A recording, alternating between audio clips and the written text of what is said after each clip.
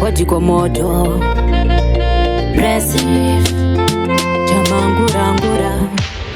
Kozvino ndingagotye, ndingavhunduke ndichifamba mutsoka dzaJesu andingavhunduke kunyangwe mupata wemumvuri werufu kana ndinaye Mwari wangu ndeweminana pandinomuka ndinopfugama zvandiremera ndinomudana ndiyega akarurama Mwari wangu ndeweminana pandinomuka ndinopfugama zvandiremera ndinomudana ndiyega akarurama Ndinoziva mhepo dzenyika dzinovhuvhuta dzotipa munyama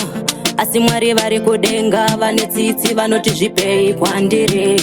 Hakuna mushonga unokunda zita raJesu kudenga napanyika saka zvinonetsa zvese tinozvipira paKalvari anotisunungura Mwari wangu ndeweminana pandinomuka ndinopfugama zvandiremera ndinomudana ndiyega akarurama Mwari wangu ndeweminana pandinomuka ndinopfugama zvandiremera ndinomudana ndiyega akarurama Kozvino ndingagotye ndingavhunduke ndichifamba mutsoka dzaJesu andingavhunduke kunyangwe mupata wemumvuri werufu kana ndinaye anondibvumbamira zvakare ndiye anondimiririra pandinotya paye anonditungamira ondisesedza kumafuro manyoro ndiyeyu Jesu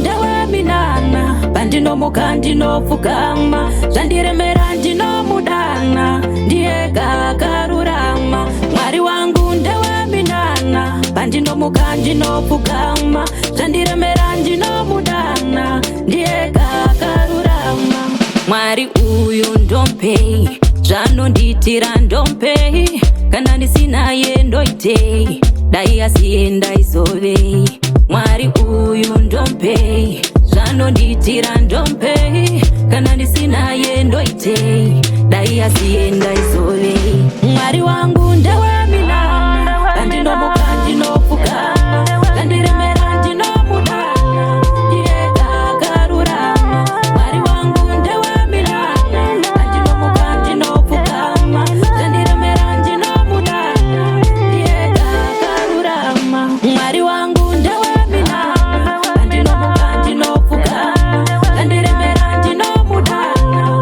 ndiyega akarurama Mwari wangu ndeweminana pandinomuka ndinopfugama zvandiremera ndinomudana ndiyega akarurama